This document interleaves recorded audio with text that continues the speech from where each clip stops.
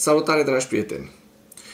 Ucrainenii au continuat și azi noapte atacurile asupra zonelor rusești, asupra punctelor strategice, chiar din apropierea Moscovei, pentru că dronele ucrainene au ajuns pentru a treia zi consecutiv în regiunea Moscovei.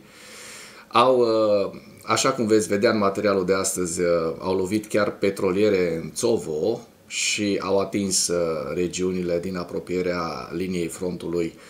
Este vorba despre regiunea Kursk și Belgorod. Dar să nu ne lungim pe introducere, să trecem la subiectele principale ale analizei noastre de astăzi.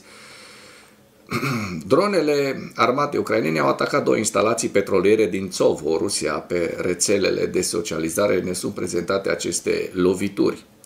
Aceleași drone ucrainene au atacat o uzină petrochimică din Bașkorostan, provocând explozii. Rusia a raportat un atac masiv al unor drone ucrainene în regiunea Volgograd și un incendiu la o substație electrică. O parte din regiunea Kursk din Rusia a rămas fără curent electric după un atac ucrainean cu drone, potrivit autorităților locale. De asemenea, ne sunt prezentate atacuri ale marinei ucrainene asupra platformei rusești Sivash. Echipamentele rusești și rachetele antitank sunt distruse. Deci avem o pleiadă de vești foarte bune, foarte interesante și o să încercăm să comprimăm cât mai mult materialul pentru a nu ne lungi ca și ieri, de exemplu, spre 30 de minute, ceea ce este foarte greu pentru mulți oameni să reziste până la final. La final, așa cum v-am obișnuit, vă prezint hărțile Deep State și ale Institutului pentru Studiul Războiului.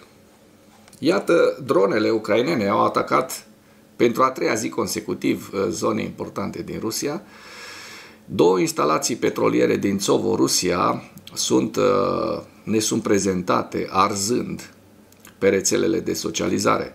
Potrivit unor grupuri publice rusești, un incendiu a izbucnit într-o zonă industrială din apropierea unui depozit de petrol și a unei uzine petrochimice Lukoil din Tsovo, regiunea Nijni Novgorod, în urma un atac cu drone efectuat peste noapte de către ucraineni.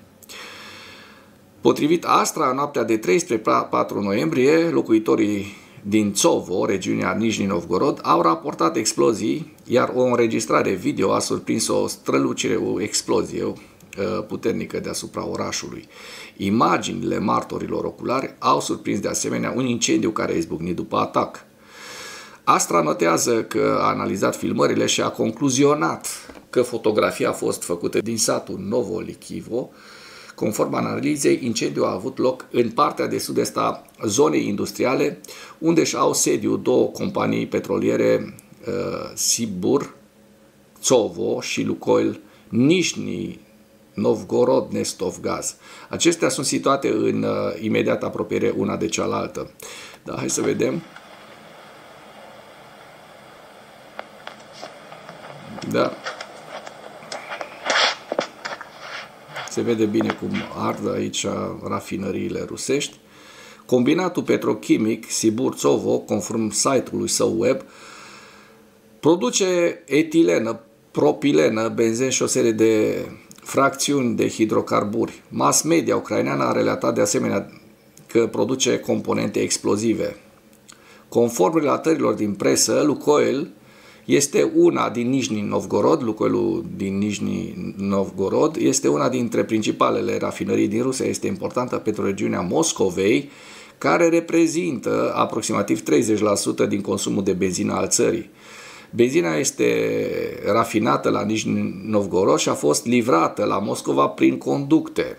Capacitatea instalată pentru rafinarea primară a petrolului este de aproximativ 17 milioane de tone pe an, iar uzina produce 50 de produse, inclusiv combustibil auto pentru aviație și motorină, precum și bitum, naftenic, parafine și alte produse similare. Dronele ucrainene au atacat și o uzină petrochimică din Bașkorostan, provocând explozii. În orașul rusesc Stelitamag, din Bașkorostan, pe fondul amenințării unui atac cu drone ucrainene, s-au auzit explozii, iar un atelier de la o uzină petrochimică s-a prăbușit. Canalul rusesc Telegram Astra ne spune că autoritățile locale din acest oraș au raportat o explozie la stația de tratare a apei, care a dus la prăbușirea parțială a stației. Cauza exploziei este în curs de determinare, au declarat autoritățile din Stерлitamac într-un comunicat. În același timp, Astra notează că locuitorii orașului au raportat explozii și a fost emis o amenințare cu atacul cu drone.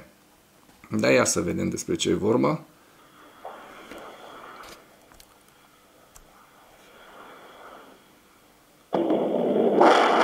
Se aude explozia. Da, hai să vedem imagini mai sugestive. Se văd explozii la această întreprindere petrochimică din Bașkorostan. Ni se prezintă și o fotografie. Hai să vedem mai multe, că sunt mai multe fotografii aici. Da? Și locația exactă prin satelit, unde s-a întâmplat acest lucru. Deci, conform imaginilor de pe camere, cel puțin 2 explozii au zgudit orașul la orele 6:22 și 7:09 dimineața, ora locală.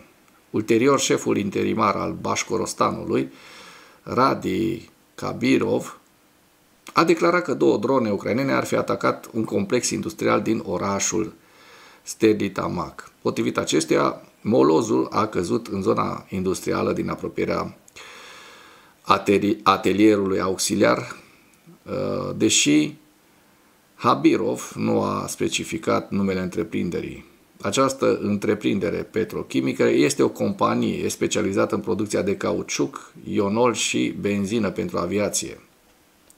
Site-ul oficial al fabricii menționează că aceasta face parte din holdingul chimic rusesc Roshchem. Rusia a raportat de asemenea un atac masiv al dronelor ucrainene în regiunea Volgograd și un incendiu la o substație electrică.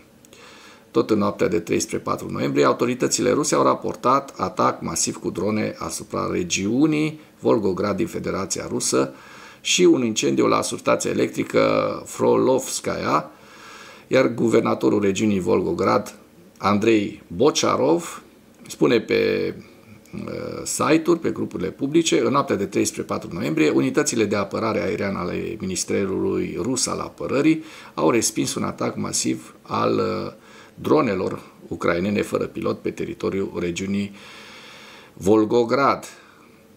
Acesta a adăugat că a fost înregistrat un incendiu la substația electrică Frolovskaya, presupus ca urmare a căderii de resturi de dronă.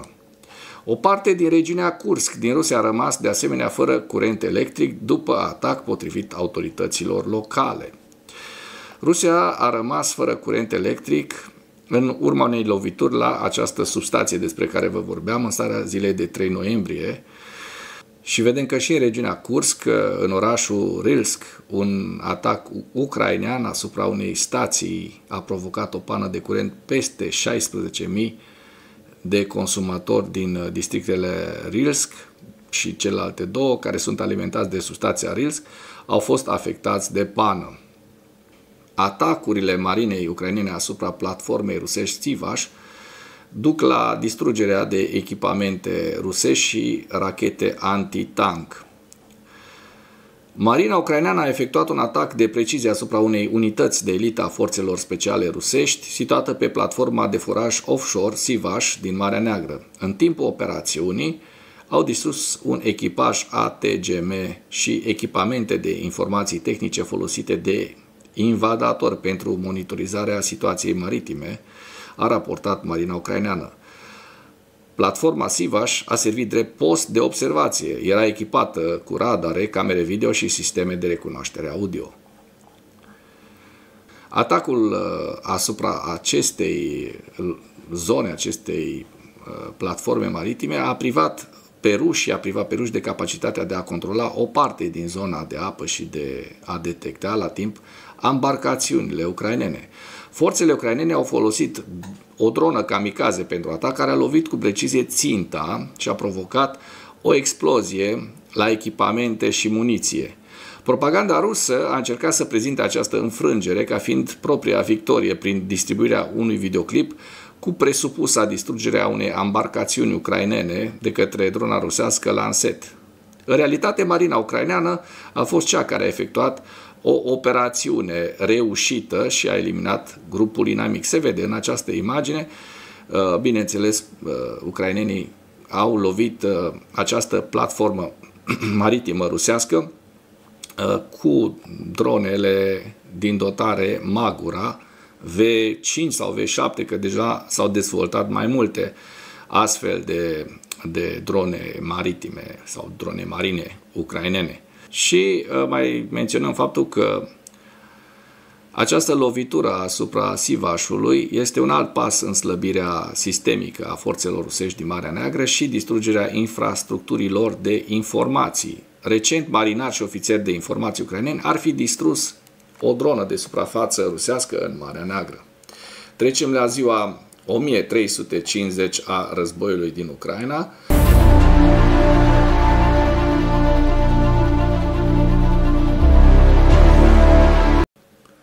În ultimele 24 de ore, rușii au pierdut 840 de militari, 5 tancuri, un vehicul blindat de luptă, 42 de piese de artilerie și un lansator de rachete. De asemenea, ucrainenii au reușit să doboare 425 de drone rusești.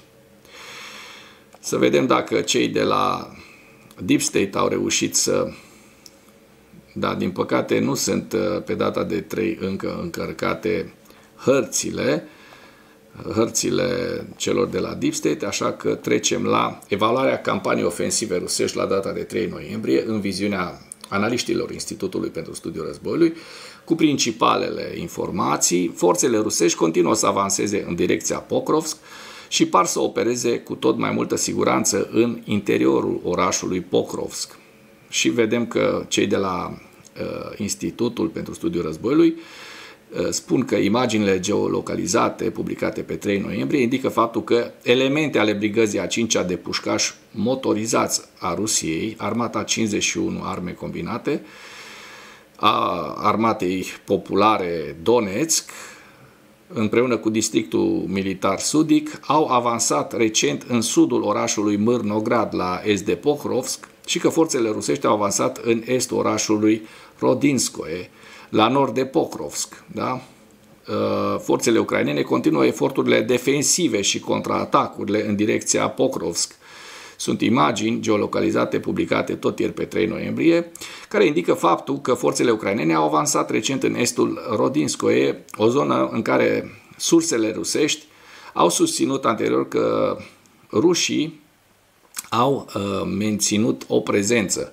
Corpul 7 de reacție rapidă ucraineană al forțelor de asalt aerian a raportat că forțele ucrainene au creat oportunități de aprovizionare și de reaprovizionare și întărirea trupelor în direcția Pokrovsk în ultimele zile. Corpul a declarat că forțele ucrainene au împiedicat forțele ruse să avanseze în continuare în nordul Pokrovskului și să taie autostrada H32 Pokrovsk-Mârnograd.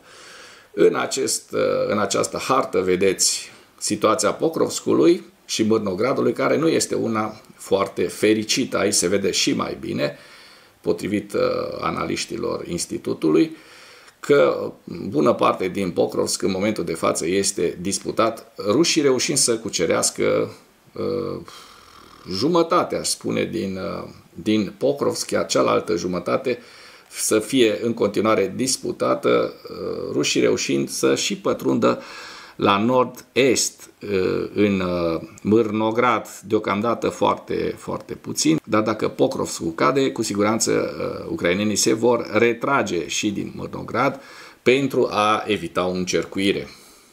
Forțele ucrainene au eliberat o porțiune semnificativă a liniei de penetrare rusești în direcția Dobropilea, pe flancul estic al efortului Pokrovsk. Eforturile Ucrainei de a izola proeminența rusească la est de Dobropilea generează probabil efecte tactice asupra eforturilor rusești de a încercui punga ucraineană de lângă Pokrovsk. Și vedem aici zona pe care ucrainenii au reușit să o elibereze, în principal orașul Cucerov Iar. Da? Vicepreședintele Consiliului de Securitate a Rusiei, Dmitri Medvedev, a reiterat obiectivul Kremlinului de a prelua controlul asupra întregii Ucraine. Un oficial de la Kremlin a subliniat recent livrările de arme ale Rusiei către Venezuela. Andrei Zurajlov a declarat pe 1 noiembrie că Rusia este unul dintre partenerii cheie din domeniul militar și tehnic al Venezuelei și că Rusia furnizează Venezuelei aproape întreaga gamă de arme, de la arme ușoare și la aeronave. Zurajlov a declarat că avioanele de vânătoare rusești Su-30 constituie coloana vertebrală a forțelor aeriene venezuelene și că livrarea de către Rusia a mai multor sisteme de apărare aeriană S-300 a consolidat apărarea venezuelană. Zurajlov a declarat că Rusia a livrat recent de asemenea un număr nespecificat de sisteme de apărare aeriană Panzer S-1 și Buk M2E către Venezuela. O să vedem cât de bune sunt dacă americanii o să facă un atac împotriva Venezuelei, o invazie, să dea jos cartelurile de droguri și, bineînțeles, să dea jos regimul comunist al lui Maduro. Și, bineînțeles, va fi și ceva petrol pe acolo, că altfel americanii nu s-ar băga, hai să fim sinceri și serioși. Aliații europeni ai Ucrainei au furnizat Ucrainei rachete cu rază lungă de acțiune și sisteme de apărare aeriană. Autoritățile au raportat mai multe observări de drone neidentificate în apropierea porturilor germane. Forțele ucrainene au avansat în apropiere de Kupiansk, iar forțele rusești au avansat în nordul regiunii Kharkiv, în apropiere de Siversk și Pokrovsk și în zona tactică Kostiantinivka, Druzhivka. La final vă prezint hărțile Institutului la data de 3 noiembrie cu regiunea Sumă, Kharkiv, Vovchansk, Lugansk, Kupiansk, orașul Kupiansk, vedem zona disputată cu galben, Borova-Lăman, Donetsk, Siversk, Kostiantinivka, Druzhivka, Zaporojie și Herson. Și cu acest ultim detaliu închei materialul nostru de astăzi cu îndemnul: dacă ați găsit informații utile în acest videoclip, nu ezitați să-l distribuiți pentru a ajunge la cât mai multă lume. Mulțumesc mult!